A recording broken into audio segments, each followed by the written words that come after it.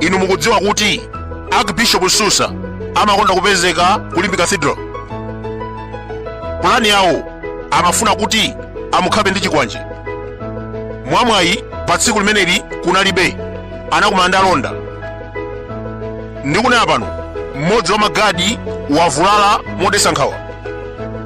Chodabwitsa china, apolisi sanagwira anthu amenewa kumatuza kuti anali akuba. Adziwa bwanji poti sanawagwire? Tikukumbukira kuli Longwe anyamata zikwanje sanagwidwe, koma apolisi anatuza kuti anachita mabizinesi.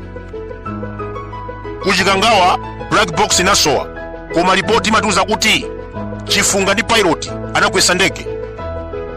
Leronso zigawenga 20 zinapita kulimbi cathedral. Apolisi sanazigwire koma kutuza kuti anali akuba. Akuluakulu, history is the best teacher.